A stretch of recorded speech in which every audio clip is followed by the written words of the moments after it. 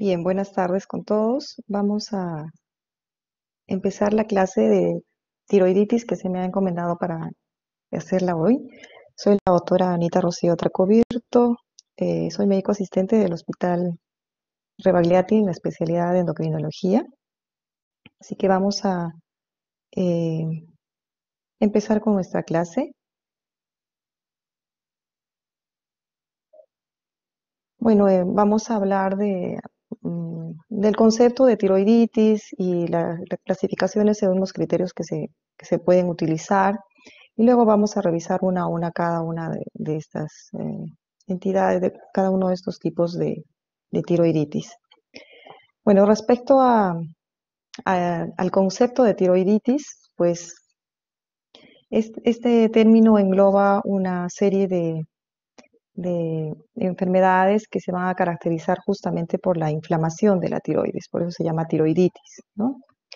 Y estas enfermedades o trastornos van a caracterizarse desde afecciones que causan una enfermedad aguda con dolor intenso de la tiroides, tal es el caso de la tiroiditis subaguda o de las tiroiditis infecciosas, hasta aquellas afecciones en las que no hay inflamación evidente clínicamente y que la enfermedad se va a manifestar principalmente por una disfunción de la tiroides, sea hipotiroidismo, hipertiroidismo o la presencia de bocio o ambas cosas, ¿no? A la vez.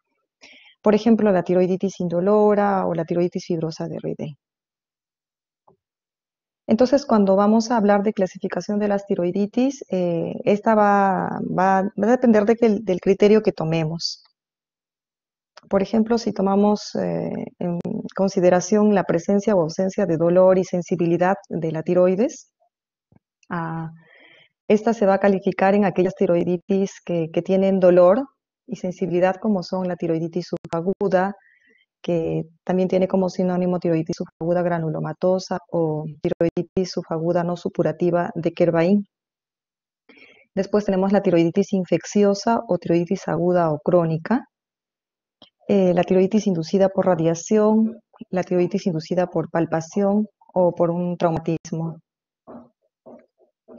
Y aquellas tiroiditis que se caracterizan por no tener sensibilidad, por no tener dolor asociado, ¿no? Y estas son la tiroiditis no dolorosa per se, que también se llama tiroiditis silente o tiroiditis linfocítica con hipertiroidismo de resolución espontánea. También se llama tiroiditis linfocítica subaguda.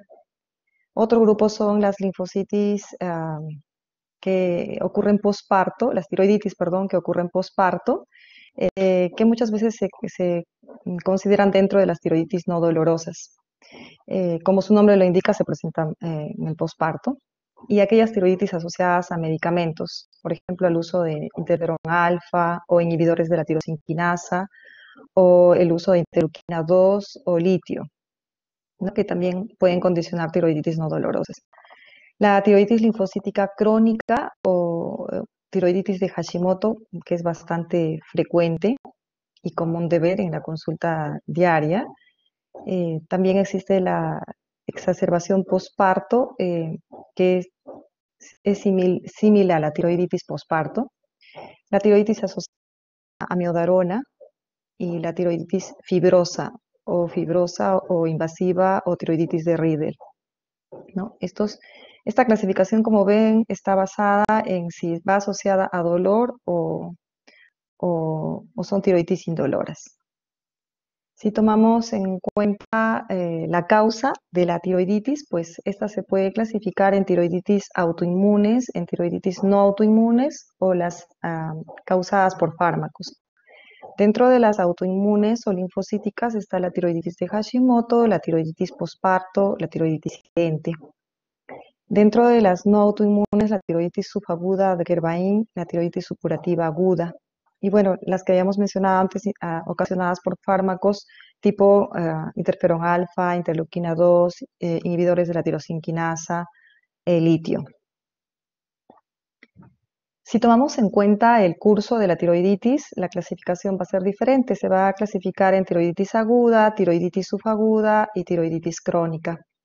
La tiroiditis aguda, a su vez, puede ser las causadas por infecciones bacterianas, pueden ser ocasionadas por un estafilococo o estreptococo o enterobacterias. Pueden ser infecciones micóticas tipo Aspergillus, Cándida, neumocistis, coccidioides, ¿no? También son tiroiditis agudas relacionadas post-radiación con yodo radioactivo, yodo 131, y las tiroiditis ocasionadas por subagudas y crónicas ocasionadas por el uso de amiodarona. Dentro del grupo de las subagudas tenemos también las causadas por infecciones virales, se llaman también granulomatosas, la silente, que incluye la tiroiditis postparto, y ocasionadas por micobacterias. Y las tiroiditis crónicas, aquellas autoinmunes, la Hashimoto, la tiroiditis atrófica, la tiroiditis de Riedel, las ocasionadas por parásitos tipo equinococosis, estrongiloidiasis, cisticercosis, y finalmente las tiroiditis traumáticas tras la palpación muy intensa de la tiroides, ¿no? Entonces vamos a ir desarrollando una a una de estas tiroiditis. En primer lugar tenemos la tiroiditis subaguda o tiroiditis de Kervain o tiroiditis granulomatosa. Esta tiene una prevalencia de aproximadamente 12.1 casos por 100.000 habitantes por año. Su presentación predominantemente es estacional en el verano. Y los grupos etarios comprometidos son entre 30 y 50 años de edad. Principalmente se da en el sexo femenino con una relación de 3 a 5 en relación a los varones. La etiología es desconocida, pero se supone una etiología viral. Se le precede una infección respiratoria alta, por lo menos unas 2 a 8 semanas previas, por algún tipo de virus, puede ser de la gripe, un adenovirus, ecovirus, virus de la parotiditis o un coxsackie-virus. Y también estaría asociado a la presencia del HLA-B35 en más del 70% de los casos, aunque no involucra autoinmunidad. Entonces, cuando hablamos de patogénesis de la tiroiditis subaguda, la autoinmunidad no va a jugar un rol importante en su patogénesis, pero sí está asociada a la presencia del antígeno leucocitario humano, HLA-B35. Hay muchas hipótesis y una de ellas, de las que se plantea, es que probablemente a esta tiroiditis se precede una infección viral por estos virus que ya les he mencionado en la lámina anterior, y que estos condicionarían la presencia de un antígeno viral mismo o producirían un daño inducido por este virus y se juntarían al HLA-B35 dentro del macrófago, produciendo un complejo que va a activar a los linfocitos T citotóxicos. Y estos linfocitos T citotóxicos activos van a dañar las células foliculares tiroideas, que a diferencia de los procesos autoinmunes se va a autolimitar en el tiempo, no se perpetúa, ¿no? Entonces, en la tiroiditis subaguda hay un curso característico inicial de hipertiroidismo, porque al producirse el daño de las células tiroideas se va a liberar toda la hormona tiroidea ya sintetizada, y eso genera un incremento de las hormonas tiroideas periféricas, lo que condiciona un estado de hipertiroidismo transitorio, seguido de una etapa de tiroidismo en la que van bajando los niveles de hormona tiroidea porque ya no hay más síntesis por el daño de las células foliculares tiroideas. Y finalmente, este daño de las células foliculares tiroideas va a condicionar una baja de las hormonas tiroideas, condicionando un estado de hipotiroidismo, que en el curso de algunas semanas o meses puede ir recuperando su función. Entonces tienen una curva típica de hipertiroidismo que pasa a hipotiroidismo y después se va a recuperar, ¿no? Como ven en esta lámina, a medida que se produce el estado de hipertiroidismo, pues vamos viendo que los valores en línea verde de TSH en el hiper van disminuidos, y a medida que se genera el hipotiroidismo, el TSH se eleva, y en la etapa de recuperación pues va a llegar a valores normales. La patología de la tiroiditis subaguda se caracteriza por un aumento de tamaño de la glándula tiroidea y un aumento de la consistencia de la misma. En las biopsias de tiroides que se hacen con agujas grandes, se va a observar un infiltrado generalizado con neutrófilos, con linfocitos, células gigantes, histiocitos. Se va a producir un colapso de los folículos tiroideos y necrosis de las células foliculares tiroideas.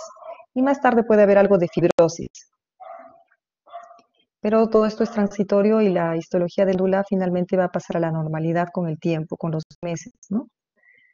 En las biopsias por aspiración con aguja fina, pues se van a revelar las mismas células inflamatorias y los grupos de células foliculares y la masa coloide, ¿no?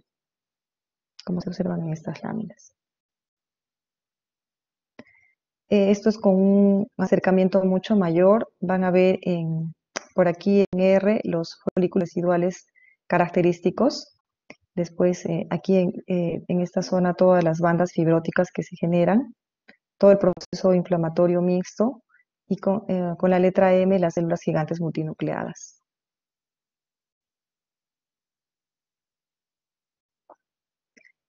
En cuanto a la clínica, la tiroiditis subaguda, bueno, en la mayoría se va a presentar un periodo prodrómico que habíamos mencionado, pseudovírico, ¿no?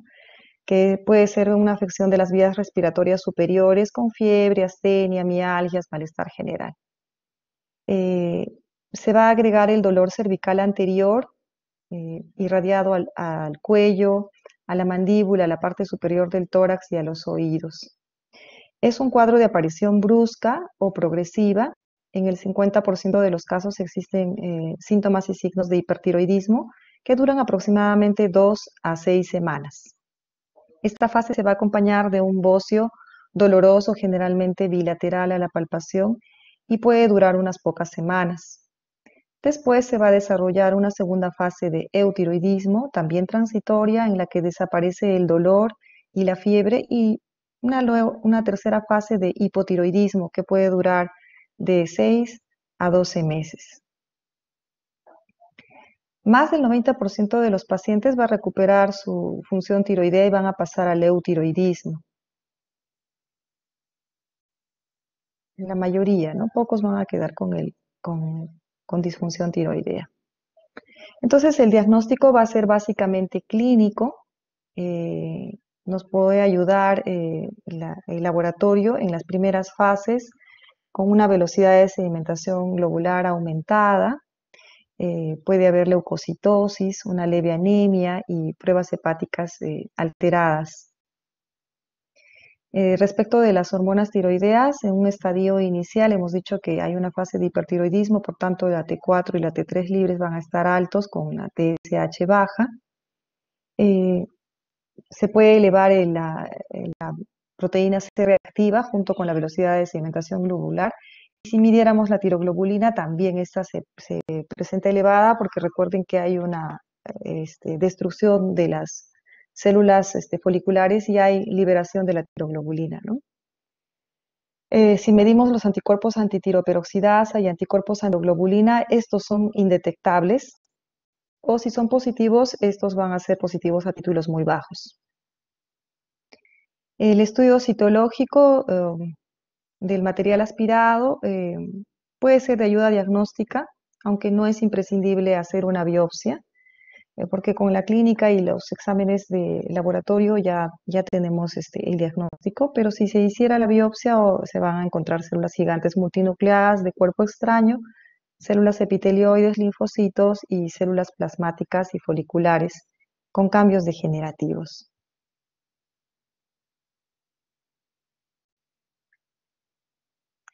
A la ecografía, la glándula tiroidea va a tener un tamaño normal o discretamente aumentada de tamaño, con un parénquima hipoecogénico de forma focal o difusa.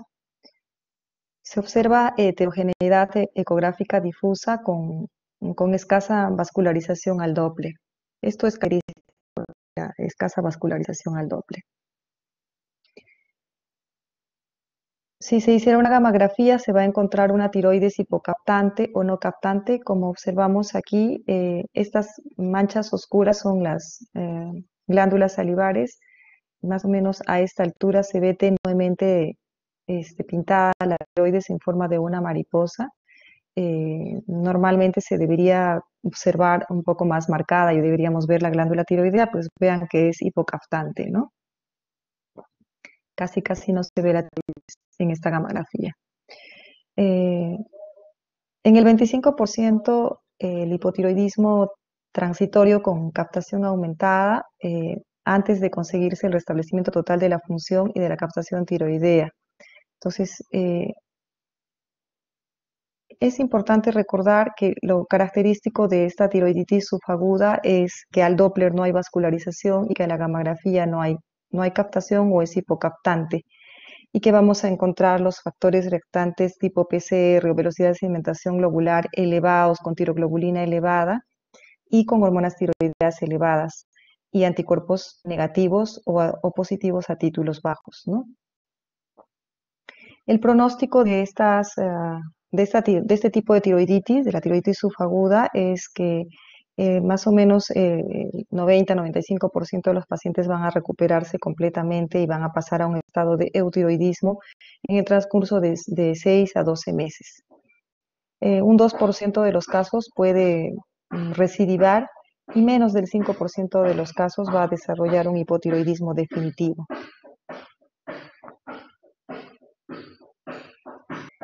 Hay que hacer el diagnóstico diferencial de la tiroiditis subaguda con otras entidades, como es la tiroiditis supurada, también con un sangrado de un nódulo tiroideo.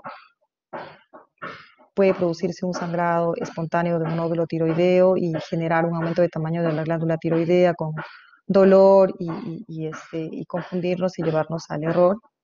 Ahí nos ayudará la ecografía. Eventualmente la enfermedad de Graves también se presenta con dolor tiroideo, pero eso es muy eventual, no es lo característico. Y ocasionalmente también la tiroiditis de Hashimoto se puede presentar con dolor tiroideo. En una tiroiditis de Hashimoto los anticuerpos antitiroideos estarán francamente elevados, ¿sí? ¿Qué tratamiento vamos a indicar para una tiroiditis subaguda? Pues el tratamiento es sintomático, el manejo del dolor, de los síntomas de hipertiroidismo y eventualmente de hipotiroidismo, ¿no? Dependiendo en qué fase lo hayamos encontrado, generalmente los vamos a encontrar en la fase de hipertiroidismo porque está asociado al dolor intenso del cuello y el paciente va a asistir en esas circunstancias a la consulta médica. Si el dolor es leve, se puede utilizar el ácido acetil salicílico 500 miligramos cada 6 a 8 horas o algún otro antiinflamatorio no esteroideo tipo ibuprofeno, 600 miligramos cada 8 horas. Va a ser suficiente eso. Si el dolor es intenso o pasado a los 3 a 4 días, se puede administrar corticoides tipo prednisona, 30 a 60 miligramos por día, en pauta decreciente. Hay que disminuir la dosis 5 a 10 miligramos por semana hasta suspenderlo durante 4 a 8 semanas. Recuerden que cuando se utilizan dosis tan altas de prednisona, pues vamos a tener que hacer el retiro de los corticoides de manera progresiva. La recurrencia de dolor, pues se puede tratar aumentando la dosis de estos corticoides o prolongando el tratamiento por 2 semanas más e intentar luego la reducción, ¿no? Si hay síntomas de hipertiroidismo, solamente está indicado utilizar beta bloqueadores, ya sea propanolol de 20 a 40 miligramos cada 8 horas o atenolol en los pacientes que tengan alguna contraindicación para el uso de propanolol. No está indicado el uso de antitiroideos de síntesis, ni tampoco de yodo radioactivo. Ante síntomas evidentes de hipofunción, si el paciente ya se presentara en esta fase de hipotiroidismo, pues el tratamiento sería la levotiroxina entre 50 a 100 microgramos por día, generalmente 6 a 8 semanas, porque este hipotiroidismo, recuerden que es transitorio y la glándula tiroidea va a recuperar su función, más o menos en ese lapso de tiempo.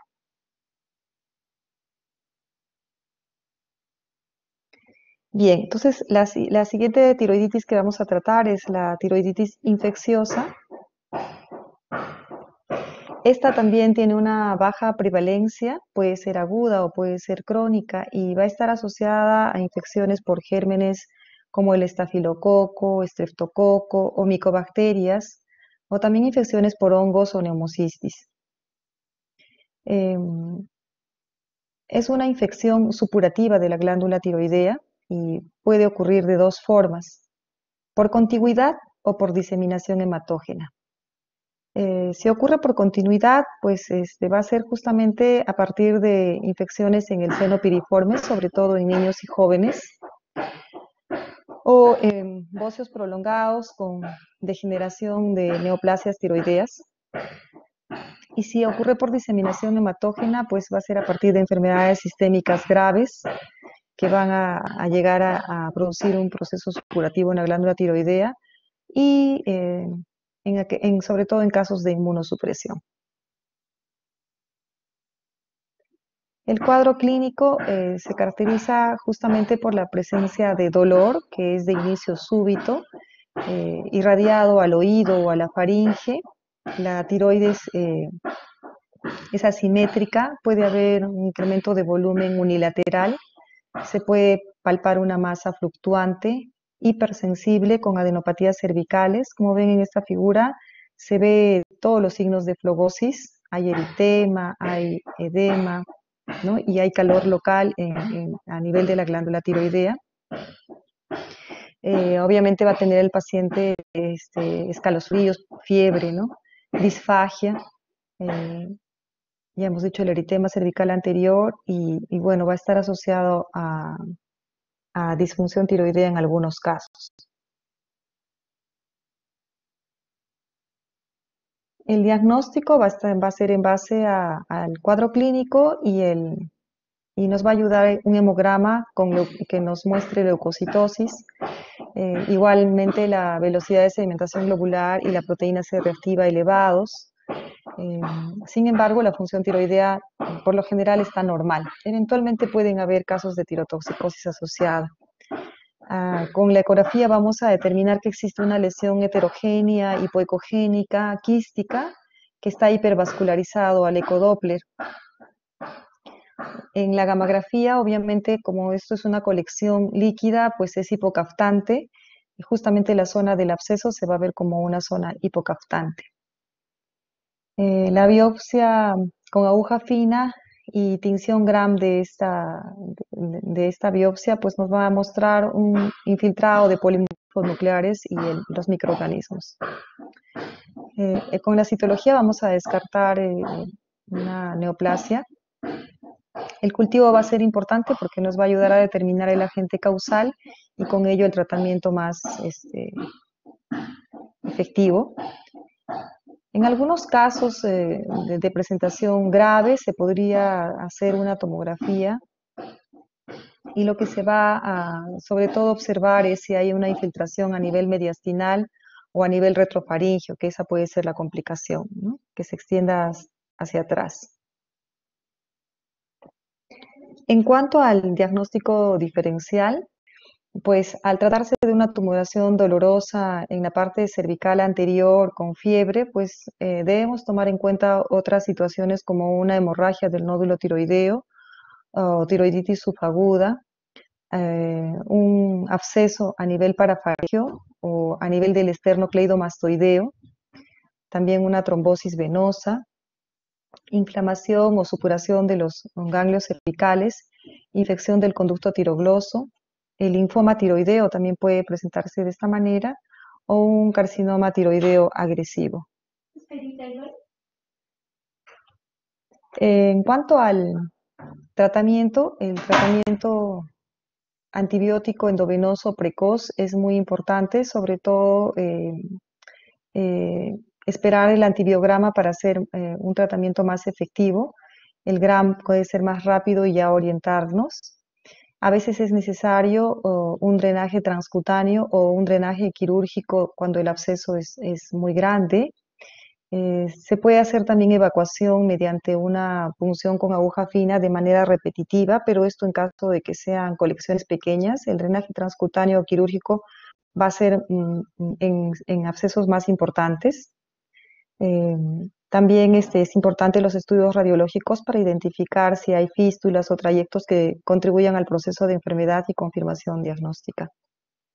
La evolución de estas tiroiditis infecciosas es rápida y se curan sin secuela, pero es importante el diagnóstico precoz para que no haya complicaciones, sobre todo que no se extiendan los abscesos a la región retrofaringia, ¿no? O a la región mediastinal.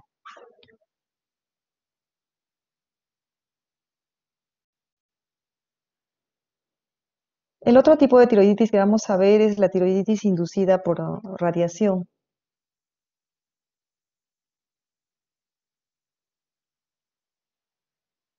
Un minuto, por favor.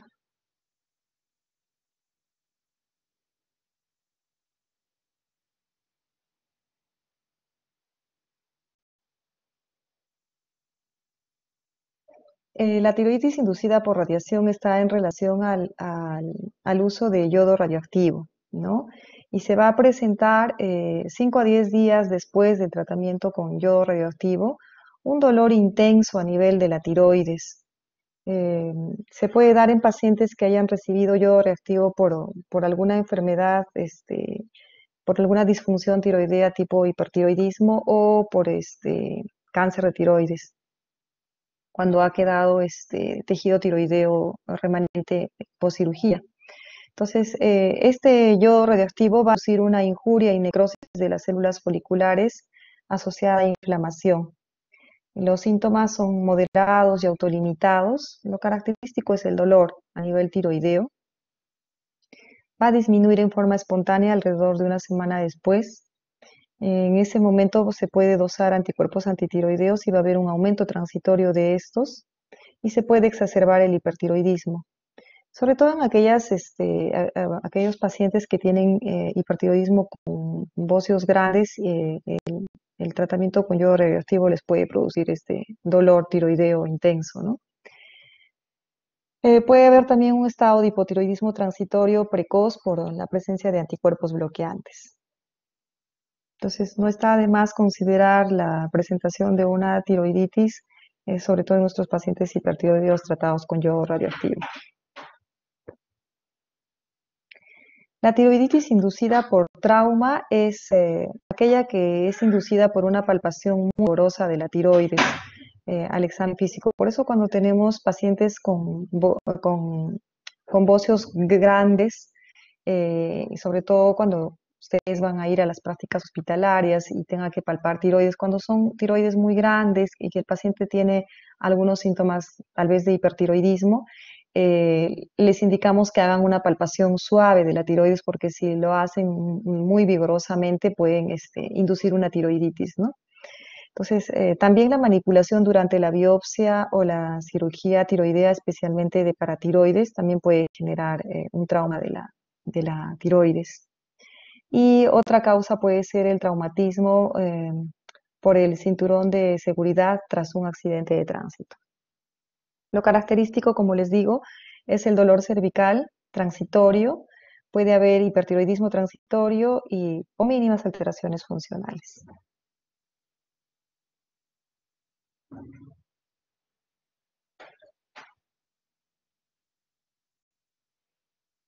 La tiroiditis silente es otra de los tipos de tiroiditis que vamos a desarrollar. Eh, También se llama tiroiditis indolora o tiroiditis linfocítica subaguda. Otros síntomas que tiene son la tiroiditis no dolorosa o tiroiditis linfocítica con hipertiroidismo en resolución espontánea.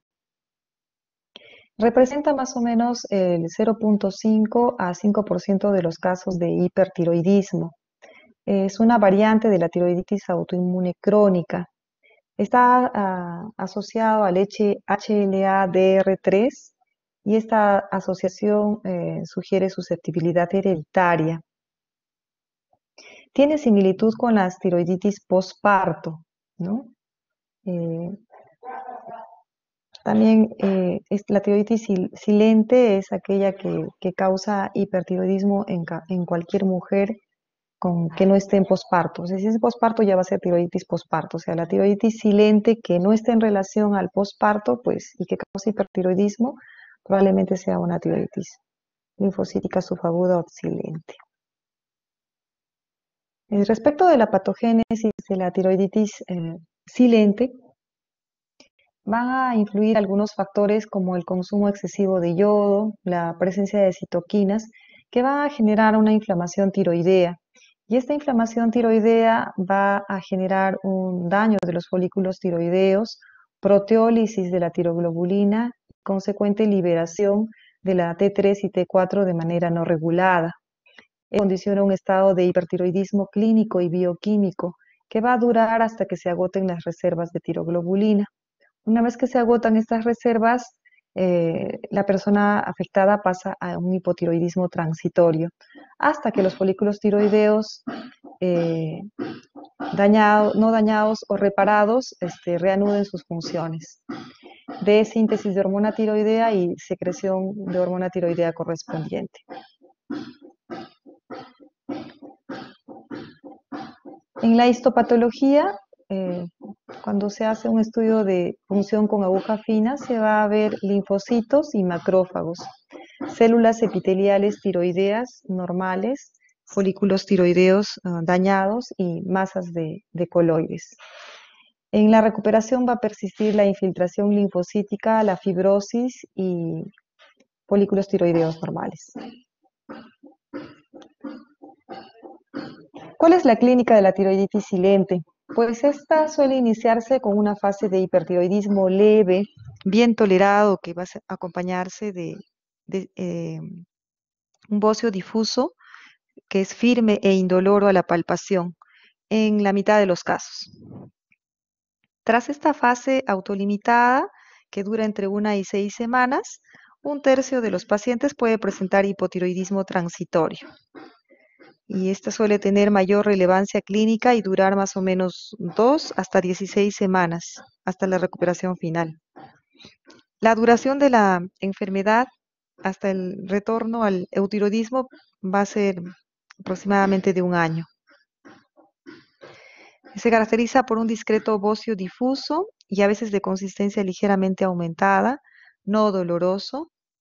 El 10% de los casos pueden presentar episodios recurrentes del proceso. Y el 50% de los casos desarrolla una tiroiditis crónica con hipotiroidismo permanente. Vemos, hasta la mitad de los casos va a quedar con hipotiroidismo permanente. El diagnóstico de la tiroiditis silente, bueno, en las primeras fases se va a caracterizar por aumento de la T4 libre y la tiroglobulina y obviamente la disminución de la TSH. Después la TSH y T4 libre normalizan para pasar a un periodo intermedio de hipotiroidismo transitorio. Entonces, en el caso del hipotiroidismo va a ser todo lo contrario, el TSH se va a elevar y las hormonas tiroideas van a disminuir. Los anticuerpos antitiroideos, antitiroperoxidasa, son positivos en el 60% de los casos y hasta en el 95% de las tiroiditis postparto. Y los anticuerpos antitiroglobulina son positivos en el 40% de los casos. Si medimos velocidad de segmentación globular y PCR, en estos casos van a ser normales, a diferencia de las otras tiroiditis que hemos estado viendo, ¿no? La citología aspirativa va a estar indicada en los casos dudosos y va a ser compatible con una tiroiditis linfocitaria. La gammagrafía nos va a mostrar que no hay captación a nivel de la glándula tiroidea. Se va a ver nula o hipocaftante. Respecto del diagnóstico diferencial de la tiroiditis infecciosa, pues tenemos que tomar en cuenta que en la fase de hipertiroidismo hay baja captación tiroidea y entonces eso lo va a diferenciar, ¿no? Por ejemplo, de un hipertiroidismo inducido por TSH, en la que la TSH está alta, producido por yodo, y la tirotoxicosis facticia. En la tirotoxicosis facticia, pues la tiroglobulina no está elevada porque no hay daño folicular, sino es por exceso de ingesta de hormona tiroidea. Si es en la fase de hipotiroidismo, pues la tiroiditis subaguda sería parte del diagnóstico diferencial. El dolor anterocervical y los anticuerpos antitiroideos negativos caracterizan a esta, ¿no? A diferencia de la tiroiditis infecciosa. A diferencia de la tiroiditis silente sería, ¿no? La tiroiditis silente tiene como pronóstico, bueno, presentan recurrencias, en especial en su forma de posparto, hasta en el 70% de los casos. La mayoría de los pacientes recuperan la función tiroidea normal de forma definitiva en 12 meses. Eh, no obstante, es posible la evolución a hipotiroidismo definitivo en el 50% de los casos y la persistencia de bocio normofuncional. Entonces, la mitad de los casos pueden hacer hipotiroidismo definitivo, a diferencia de las otras tiroiditis que era un porcentaje mínimo, ¿no? En cuanto al tratamiento, la mayoría de los pacientes no precisan tratamiento durante la fase de hipertiroidismo. En pocos casos puede ser necesario beta bloqueadores tipo propanolol o atenolol, sobre todo en la fase de hipertiroidismo. No está indicado antitiroideos de síntesis. Y si existe hipotiroidismo clínico, se debe indicar la medicación sustitutiva con levotiroxina por 6 a 12 meses, que posteriormente se suspenderá valorando los niveles de hormonas tiroideas en sangre, puesto que los pacientes pueden evolucionar al eutiroidismo y, bueno, hasta un 50% quedarse como hipotiroideos y en esos casos mantendremos el tratamiento. En cuanto a la tiroiditis postparto, como su nombre lo indica, esta se produce justamente en las etapas postparto, en los primeros meses postparto. 7 a 8% de estas mujeres dentro del año postparto pueden presentar la tiroiditis. Puede ser también considerado post-aborto y en el año siguiente, ¿no? A estas circunstancias de parto o de aborto. La patogénesis y la clínica son muy semejantes a la tiroiditis silente. En realidad es una tiroiditis silente que se presenta posparto o posaborto, ¿no?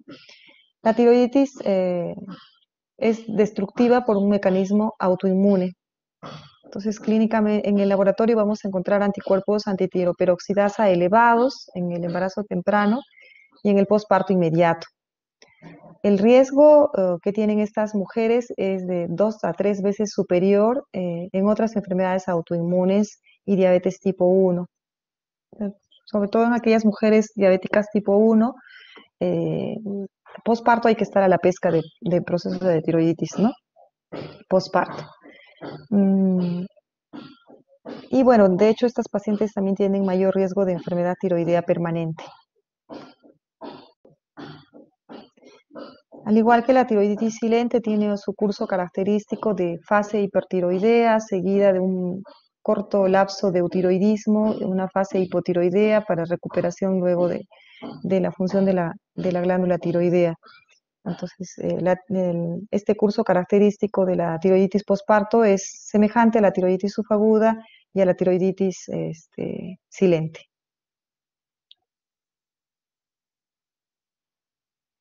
La clínica de la tiroiditis posparto, bueno, tiene una evolución clásica. 20 a 30% de las mujeres hacen hipertiroidismo, que inicia 1 a 4 meses posparto y dura 2 a 8 semanas. Luego pasa a hipotiroidismo, que inicia 4 a 8 meses posparto y dura 2 semanas a 6 meses. Y finalmente pasan a la recuperación en un 80% de los casos en un año. Un 20 a 40% puede presentar solo la fase hipertiroidea, que va a iniciar 1 a 6 meses posparto y va a durar 1 a 2 meses.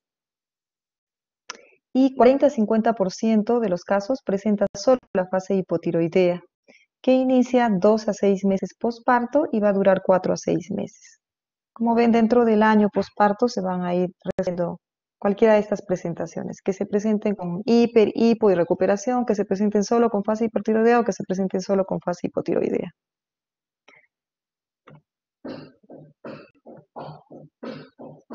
El riesgo de hipotiroidismo permanente va a oscilar entre un 20 a 40%, siendo más frecuente en las pacientes mayores, multíparas y con menor ecogenicidad ecográfica. Entonces, estos datos nos obligan a hacer un seguimiento de estas pacientes que han presentado una tiroiditis posparto durante toda la vida. Se recomienda determinar TSH, T4 libre y anticuerpos antitiroperoxidasa en el posparto de pacientes con enfermedad tiroidea autoinmune conocida y en pacientes con depresión posparto.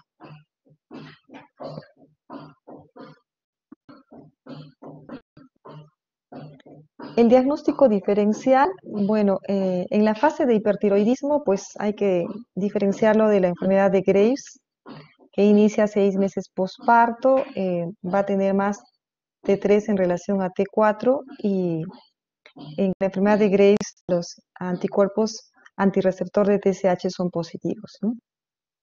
Si estamos en la fase de hipotiroidismo, hay que hacer diagnóstico diferencial con hipofisitis linfocítica, que se caracteriza por TSH bajo y ACTH bajo, o con tiroiditis de Hashimoto. Si es que el hipotiroidismo no remite en un año posparto, pues será crónico.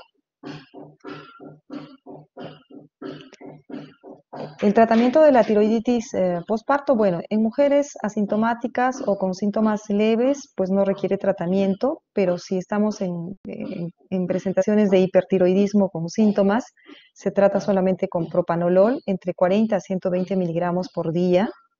Si estamos en fase de hipotiroidismo, se debe tratar si la paciente está lactando, desea una nueva gestación o la TSH permanece alta por más de 6 meses.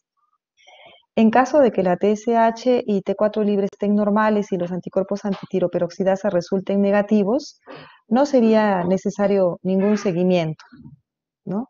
Hablábamos de un seguimiento permanente en aquellas pacientes que tienen los anticuerpos antitiroperoxidasa positivos. O sea, en casos de TSH, T4 normales y anticuerpos positivos, se deben repetir los exámenes 6 a 9 meses después del parto por alto riesgo de tiroiditis posparto. Ojo con esto, que a veces medimos solo TSH, T4 libre, pero es importante la medición de los anticuerpos antitiroideos para efectos del seguimiento.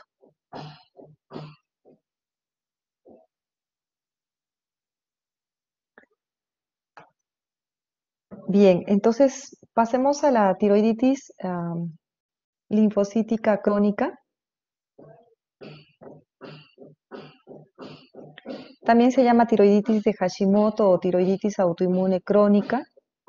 Esta tiroiditis linfocítica crónica o linfocitaria crónica es la que probablemente van a tener oportunidad de ver con más frecuencia en la práctica hospitalaria. La tiroiditis de Hashimoto fue caracterizada por Hashimoto en 1912, de ahí su nombre, y fue descrita como un bocio con intensa infiltración linfocitaria, ¿no? Entonces, a partir de entonces, se describe esta tiroiditis linfocitaria crónica como tiroiditis de Hashimoto. Sus rangos de edad de presentación tienen un pico entre los 30 y 50 años de edad, pero se pueden presentar a toda edad, desde niños hasta adultos mayores. Como casi todas las tiroiditis, se presentan a predominio del sexo femenino con una preponderancia de 6 a 8 en relación a 1 en varones, ¿no? Su etiología es netamente autoinmune, está en relación a la presencia de anticuerpos, antitiroperoxidasa de los casos y antitiroglobulina en 20 a 50% de los casos. Entonces, digamos que la presencia de estos anticuerpos marcan la pauta para el diagnóstico de la tiroiditis de Hashimoto.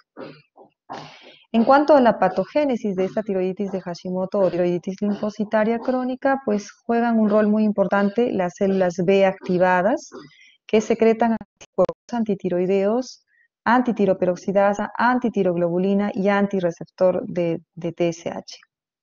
También juegan un rol en las células T activadas que van a secretar citoquinas que van a activar a otras células inmunes, aumentan la producción de anticuerpos, estimulando la inmunidad TH2, destrucción apoptótica de las células tiroideas vía los linfocitos T citotóxicos, con lo cual se ve involucrada la inmunidad TH1, y la regulación de la respuesta inmune local vía las células Treg o T reguladoras.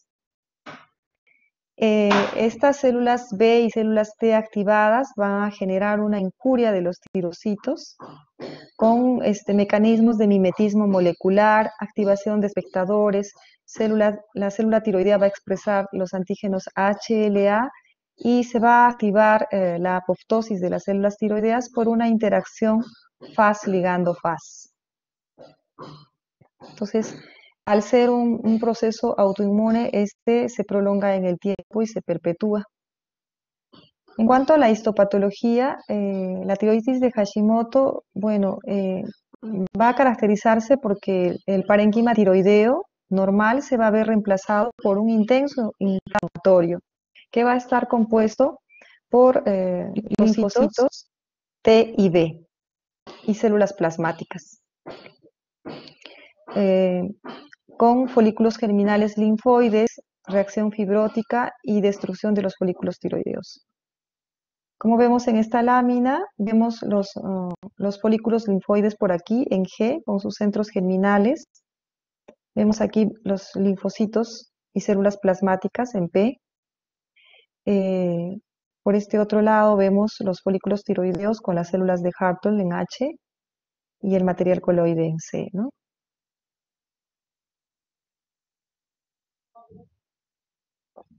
La clínica de la tiroides de Hashimoto, pues vamos a tener la presencia de un bocio moderado de crecimiento lento, que a menudo se descubre de forma casual. Únicamente en el 20% de los casos existen signos y síntomas de hipotiroidismo.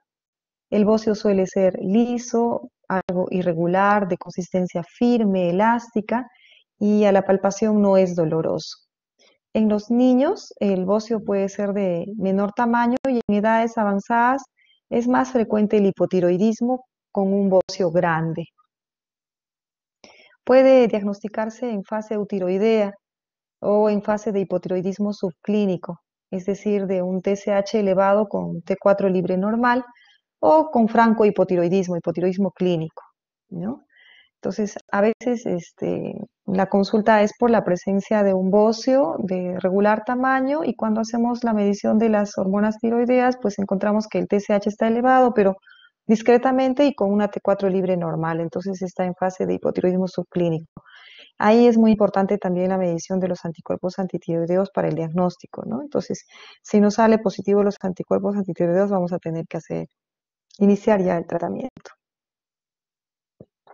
Ocasionalmente pueden presentar fases de hipertiroidismo alternado con el hipotiroidismo debido a la presencia de anticuerpos estimuladores.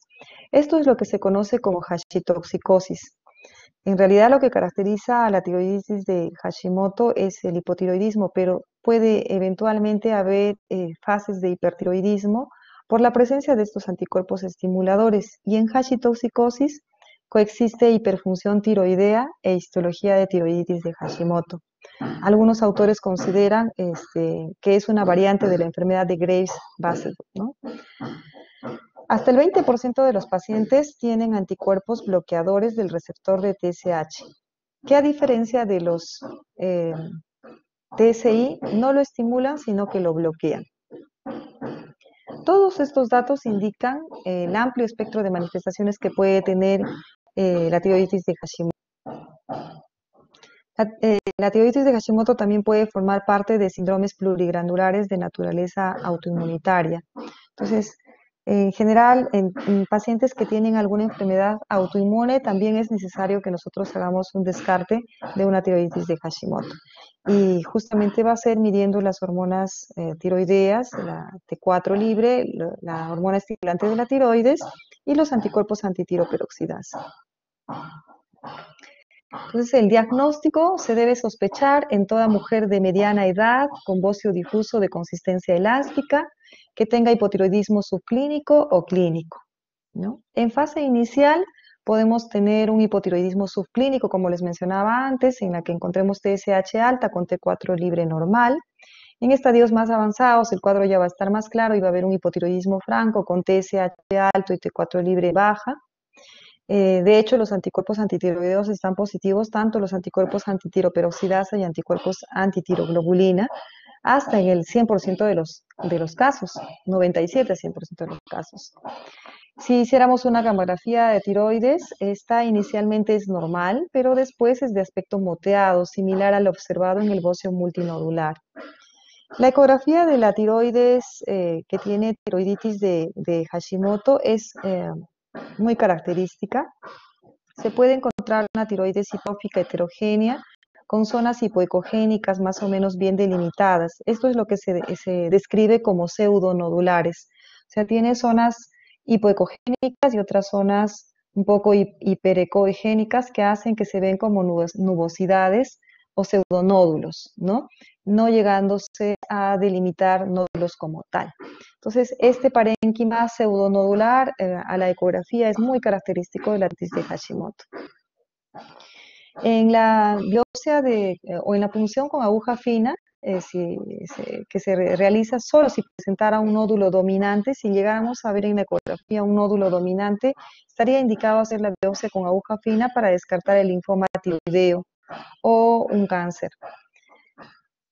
No es ideal una indicación de biopsia de la tiroides para diagnóstico de tiroiditis de Hashimoto. Ojo que esta se indica solo si encontrábamos algún nódulo, no solo pseudonódulo, sino además algún nódulo dominante para descartar que no sea un linfoma tiroideo o que no sea un cáncer de tiroides, ¿no? Pero no, solamente cuando existe esta diagnóstica, no se hace en todos los pacientes. En cuanto al tratamiento de la tiroiditis de Hashimoto, pues de hecho la principal forma de presentación es con hipotiroidismo, así que el tratamiento sustitutivo con levotiroxina es lo ideal. De hecho, el tratamiento es de por vida, ya que es un hipotiroidismo crónico, reversible. Recuerden que es autoinmune y entonces el daño celular se perpetúa por la autoinmunidad. Incluso se debe iniciar tratamiento cuando encontramos a la paciente o paciente en fase de hipotiroidismo subclínico, porque obviamente cuando ya empieza el hipotiroidismo subclínico es que ya está empezando a hacer hipotiroidismo y este va a evolucionar necesariamente a un hipotiroidismo clínico y no vamos a esperar a que la paciente haga síntomas para que nosotros iniciemos tratamiento. Entonces se debe iniciar el tratamiento incluso en fases de hipotiroidismo subclínico. El objetivo del tratamiento va a ser normalizar los valores de TSH.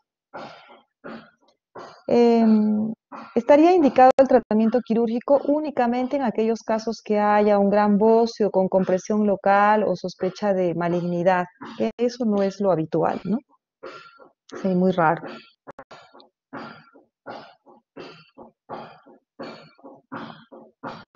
Bien, respecto de la tiroiditis fibrosa, que es la siguiente que vamos a desarrollar, la tiroiditis fibrosa también se llama tiroiditis de Riedel o tiroiditis invasiva o tiroiditis leñosa o tiroiditis fibrosa invasiva. Tiene una incidencia también de más o menos 1 en 100.000 personas por año y se ha observado hasta un 0.06 a 0.3% en series quirúrgicas.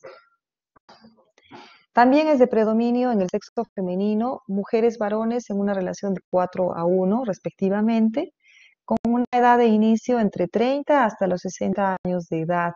Es de etiología desconocida y estas manifestaciones de fibrosis multifocal idiopática se asocia muchas veces a fibrosis en el retroperitoneo, en mediastino, en glándulas lacrimales, salivares, colangitis esclerosante, o sea, podría formar parte de una fibrosis multifocal idiopática. También puede ser parte de una enfermedad sistémica relacionada a la IgG4 y vendría a ser la localización tiroidea de esta enfermedad sistémica. Como ven, todavía es de etiología desconocida. Su clínica cursa con un bocio de crecimiento lento, insidioso, pétreo, leñoso, fijo a planos profundos. Progresivamente aparecen síntomas de compresión e infiltración de las estructuras adyacentes. Entonces, estos síntomas de compresión van a ser disnea, disfagia, disfonía, puede producir estridor, ¿no? Al principio la función tiroidea suele ser normal y a medida que la glándula es invadida por este tejido fibroso, se va a desarrollar el hipotiroidismo, porque el tejido normal va a ser reemplazado por tejido fibroso y obviamente las células foliculares van reduciendo en número y obviamente disminución de las hormonas tiroideas. En cuanto a la histopatología, en fases tempranas hay un intenso infiltrado de los linfocitos, células plasmáticas, neutrófilos y eosinófilos. En etapas más avanzadas va a haber infiltración de la tiroides con tejido fibroso, como ven acá, denso, hialinizado, que contiene pocos linfocitos y casi ningún folículo tiroideo. Ven aquí que ya prácticamente se ha perdido la estructura de los folículos tiroideos. La fibrosis se extiende más allá de la tiroides hasta el tejido adiposo, los músculos, nervios, vasos sanguíneos, glándulas paratiroideas, tráquea y esófago. Por eso es que a la palpación de la tiroides está fija a planos profundos, ¿no?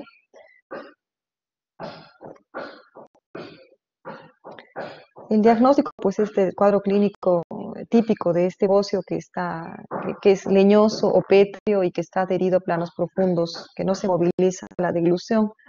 La función tiroidea puede ser normal o puede estar en estado de hipotiroidismo en fases más avanzadas, cuando ya casi toda la tiroides está fibrosada. Y la velocidad de sedimentación globular puede estar normal o elevada, el calcio en sangre bajo, la hormona baja, puede haber anticuerpos antitiroperoxidasa positivos. Ecográficamente la tiroides se ve hipoecoica, con grandes tractos fibrosos, es al Doppler hipovascularizada, y el diagnóstico definitivo va a ser por una biopsia abierta o biopsia en cuña, que se dice, ¿no? No es con una punción con aguja fina.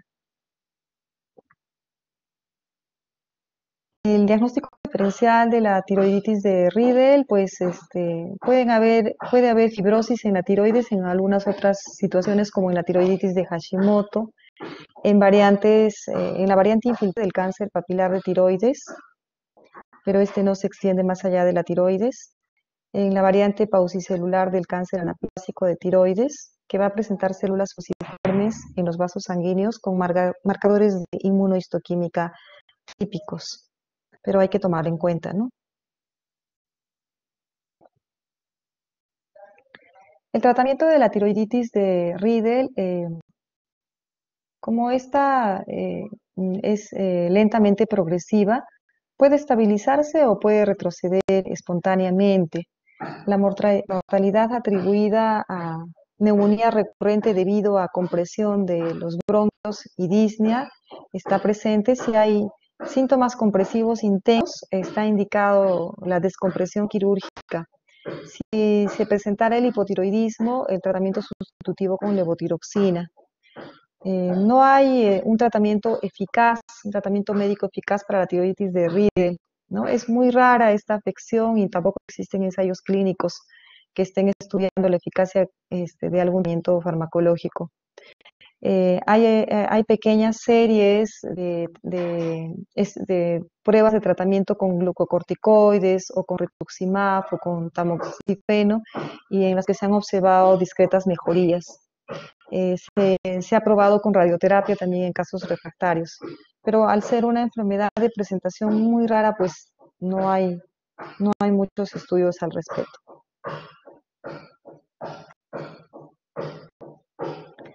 Tenemos también la tiroiditis inducida por drogas, ¿no? Esta tiroiditis está generada por el uso de distintos tipos de medicamentos. Puede ser, por ejemplo, por el uso del interferón alfa, que se utiliza en el tratamiento de la hepatitis viral B, ¿no? Y aparece más o menos después de 3 meses iniciado el tratamiento con el interferón.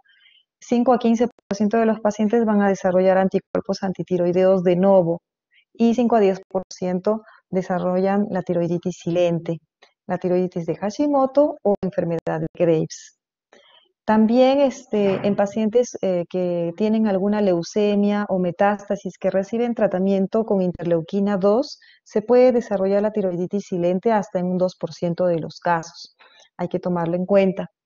En el tratamiento de otras enfermedades tipo micosis fungoide o enfermedades de las células T, se utiliza la difitoxina de nileuquina, y también este medicamento está asociado al desarrollo de hipertiroidismo en relación con tiroiditis silente. Se ha observado también disfunción tiroidea en pacientes que reciben tratamientos por tumores del estroma, de tumores gastrointestinales y carcinoma de células renales, que forman parte del tratamiento de los inhibidores de tirosina quinasa. Entonces, estos pueden generar una disfunción tiroidea, una TSH alta, que no tiene repercusión clínica. Hay que tomarlo en cuenta porque a veces pacientes que están en tratamiento en oncología con inhibidores de tirosinquinasa elevan la TSH y están haciendo la interconsulta para evaluación por probable hipotiroidismo. En realidad, no tiene repercusión clínica, es un efecto de los inhibidores de tirosinquinasa, la elevación de la TSH, ¿no?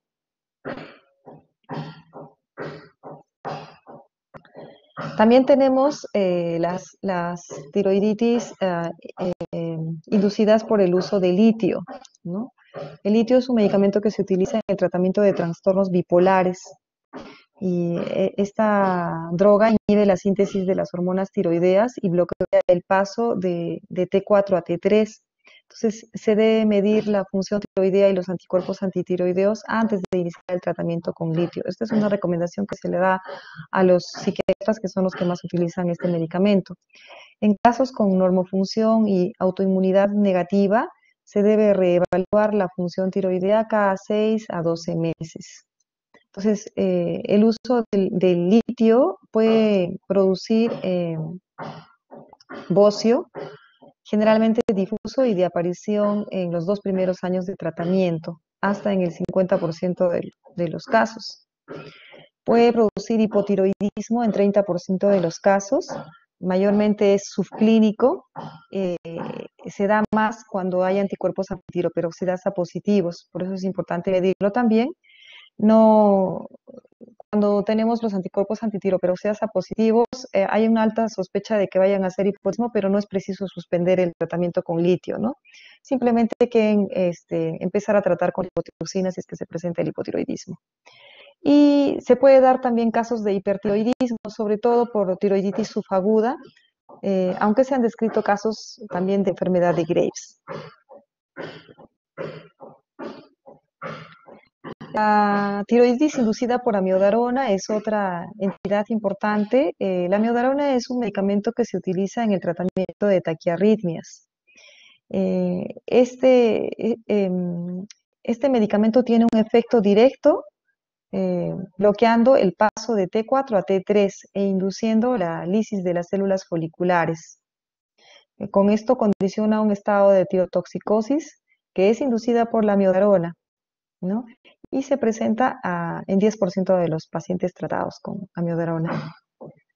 Provoca una sobrecarga del yodo, ya que este medicamento contiene yodo, e induce, sobre todo en pacientes con enfermedad autoinmune tiroidea previa, un efecto de Wolff-Chaikoff con hipotiroidismo. Entonces, recuerden que este efecto de Wolff-Chaikoff es un mecanismo por el cual el exceso de presencia de moléculas de yodo en la célula folicular tiroidea hace que la bomba NIS, la sodio-yodo Synporter, se bloquee y ya no llega a un punto en el que se sature de yodo y ya no se produzca más, ¿no? Entonces, ya no se produzca más hormona tiroidea y se bloquee la producción de hormona tiroidea. La prevención y seguimiento de pacientes tratados con amiodarona justamente involucra medir las hormonas tiroideas y los anticuerpos antitiroperoxidasa antes de empezar el tratamiento con este medicamento. Y una vez que se inicia el tratamiento con amiodarona, hacer un control de las pruebas tiroideas a los 3 meses de iniciado el tratamiento y después cada 3 a 6 meses. Justamente en la pesquisa del hipotiroidismo, ¿no? La amiodarona puede producir hipotiroidismo o puede producir una tiroiditis tipo 1, se llama TIA tipo 1, tiroiditis inducida por amiodarona tipo 1, o tiroiditis inducida por amiodarona tipo 2. El hipotiroidismo se va a dar más o menos en el 30% de los casos tratados con amiodarona. Sobre todo, es más frecuente en áreas yodosuficientes y se presenta 6 a 12 meses de iniciar el tratamiento con amiodarona. La falla, en este caso, lo que se produce es una falla del fenómeno de escape del efecto de Wolff, ¿no? El fenómeno de escape del efecto de Bolshakov es el que hace que se recupere la función de la glándula tiroidea. El efecto de Bolshakov se bloquea la célula tiroidea en la producción de hormona tiroidea y el efecto de escape permite que ésta recupere su función y se reanude la síntesis de hormona tiroidea. Este proceso falla en los casos de hipotiroidismo inducido por amiodarona. Se caracterizan por anticuerpos antitiroperoxidasa positivos. Al Doppler la vascularidad es variable y el tratamiento es con levotiroxina. Se puede producir una tiroiditis inducida por amiodarona de tipo 1 en áreas yodo deficientes, a diferencia del hipotiroidismo que es en áreas yodo suficientes. En áreas yodo deficientes se produce esta tiroiditis inducida por amiodarona de tipo 1. Se presenta más o menos en tratamiento corto, 1 a 2 años de tratamiento con amiodarona. Va a aumentar la síntesis de las hormonas tiroideas por incremento del sustrato, que es el yodo, y esto es el efecto de yod base 2, ¿no? A diferencia del efecto de Bolshakov que se da en una glándula sana, el yod base 2 es en una glándula tiroidea eh, con una patología preexistente, puede ser un bocio multinodular preexistente o alguna enfermedad tiroidea preexistente que hace que se dé el efecto de yod base 2. Aumento de la sobrecarga del yodo que tiene la amiodarona genera un incremento de la síntesis de hormona tiroidea en esta tiroides enferma previamente, ¿no? Entonces, los anticuerpos antitiroideos también son positivos, la vascularidad al Doppler es incrementada y al tratarse de un estado de hipertiroidismo, entonces se va a tratar con antitiroideos de síntesis, como el tiamazol, entre 30 a 40 miligramos al día. De ser posible, lo ideal es retirar la amiodarona, cambiar por otro tipo de medicamento, ¿no? En casos refractarios, incluso es necesario la tiroidectomía. En cambio, la tiroiditis inducida por amiodarona de tipo 2 se presenta después de los 2 años de tratamiento. Recuerden que la tipo 1 es antes de los 2 años de tratamiento y la tipo 2 después de los 2 años de tratamiento con amiodarona. Se va a producir un exceso de liberación de hormonas tiroideas T4 y T3 por una tiroiditis destructiva. Hay un efecto tóxico directo, ¿no? En la otra es porque aumenta la función tiroidea porque ya tiene una enfermedad preexistente de la tiroides y se incrementa la síntesis de hormona tiroidea por el efecto de yod base 2. En esta, en cambio, es un efecto tóxico directo y la tiroiditis destructiva es la que genera liberación de las hormonas tiroideas. No hay enfermedad tiroidea subyacente, eso es otro punto que lo diferencia de la tipo 1. También lo diferencia la ausencia de anticuerpos antitiroideos y al Doppler la vascularidad está ausente. Como ven, es casi todo diferente de la tipo 1 y por consiguiente el tratamiento también es diferente. El tratamiento es con prednisona, 30 a 40 miligramos al día.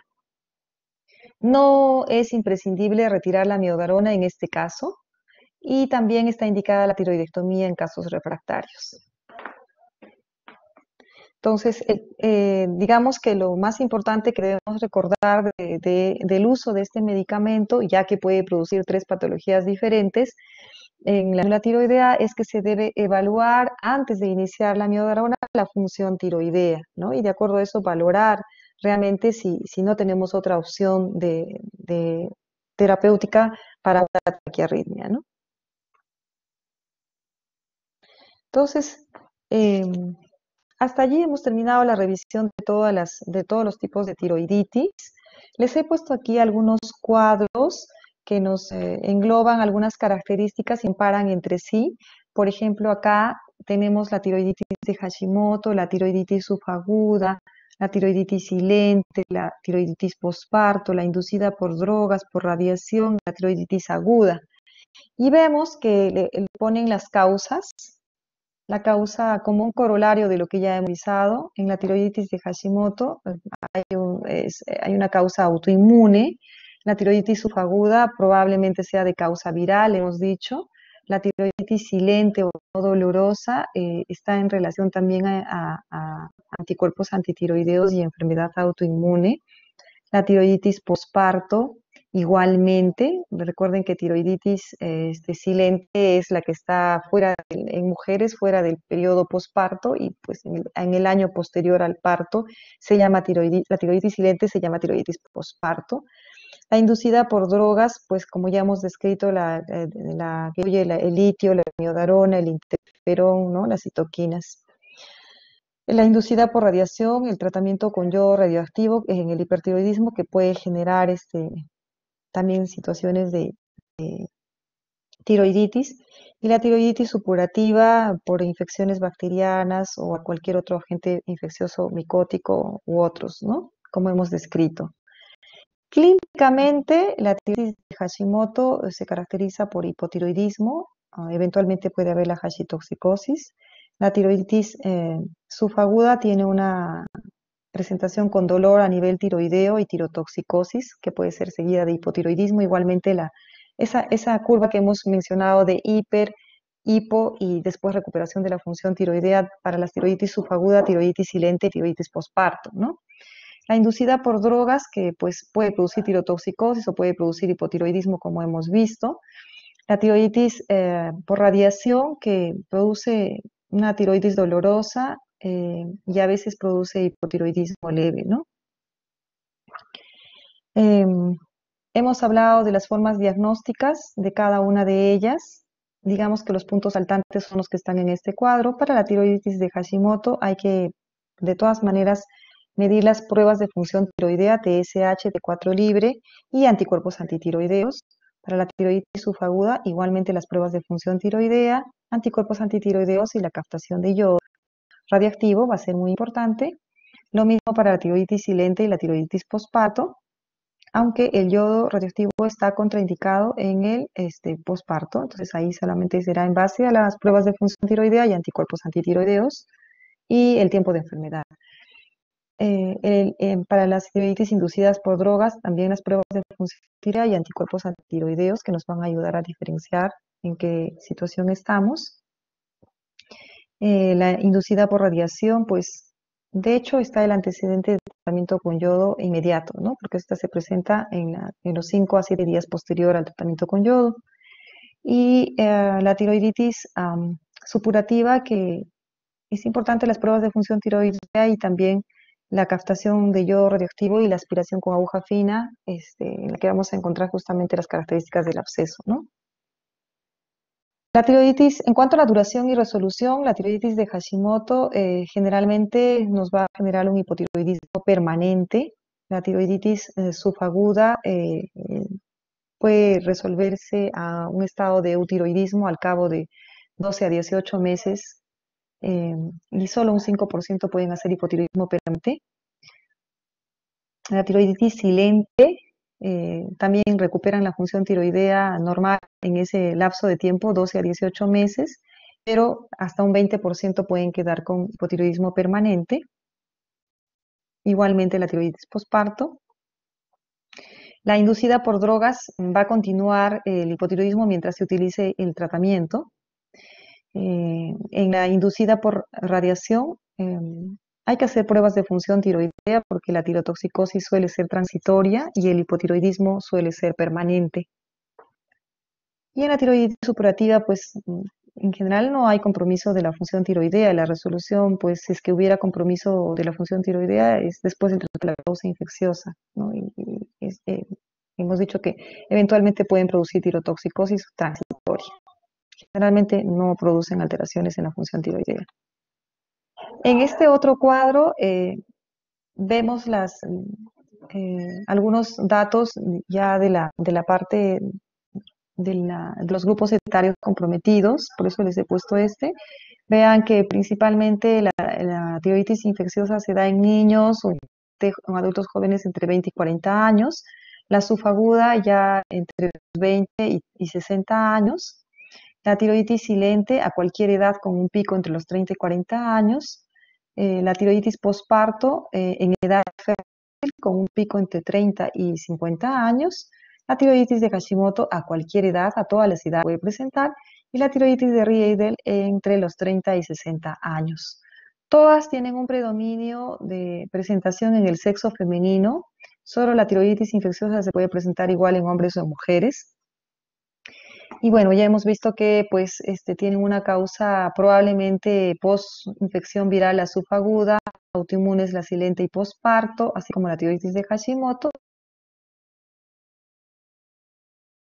De riedel es desconocida, probablemente aún no está claro, y bueno, de la infecciosa, alguna infección sea viral o bacteriana. Em, Hemos visto también que los anticuerpos antitiroideos es importante dosarlos. En infecciosas está ausente, igualmente en la tiroiditis subaguda, en la tiroiditis silente, en la tiroiditis posparto y en la tiroiditis de Hashimoto los títulos son bien elevados. Y en la tiroiditis de Riedel pueden estar presentes pero en forma transitoria.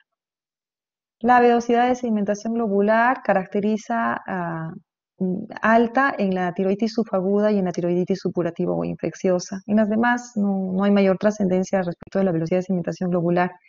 Y las captaciones de yodo radiactivo son bajas en la tiroiditis silente, posparto y en la tiroiditis subaguda, y normal o baja en la tiroiditis de Riedel. Puede ser variable en la tiroiditis infecciosa.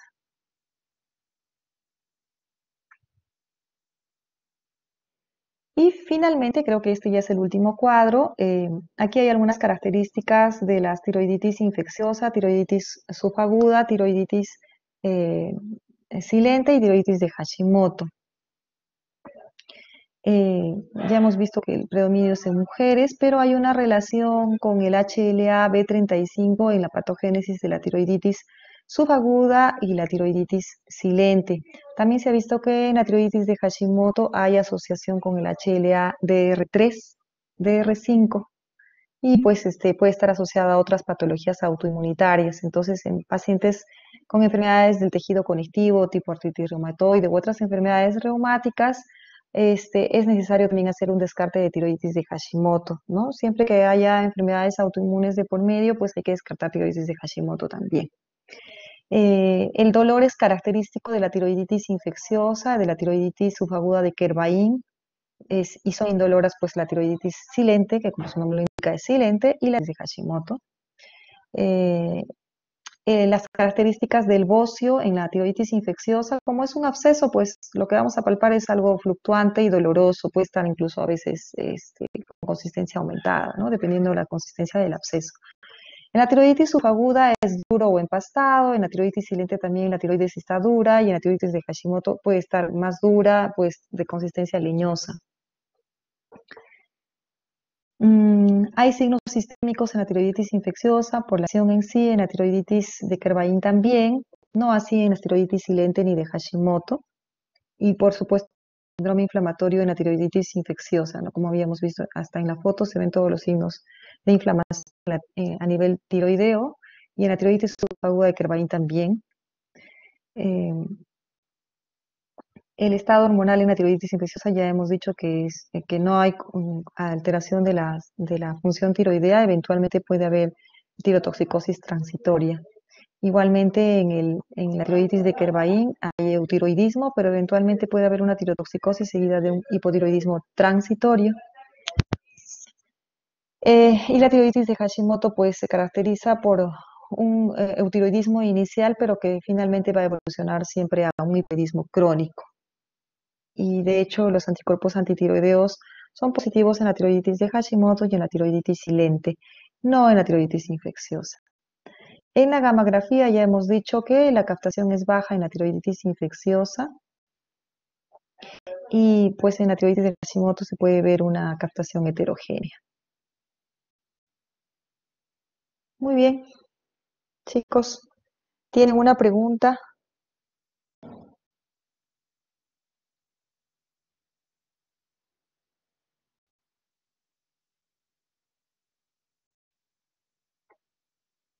¿Están claros con todo lo que hemos desarrollado?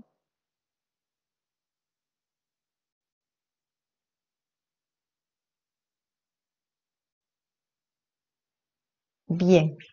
Es un tema bastante largo, pero creo que con los cuadros hemos podido más o menos hacer unidad y diferenciar una de otras los tipos de tiroiditis que hay. Y bueno, siempre tomar en cuenta que es necesario evaluar las pruebas de función tiroidea y la presencia de anticuerpos o no para diferenciar una de otra y pues poder definir en qué circunstancias vamos a tener que pedir adicionalmente una gamografía o una ecografía, ¿no? Bien, chicos, entonces será hasta la siguiente oportunidad. Damos por terminada entonces la clase. Gracias, doctora.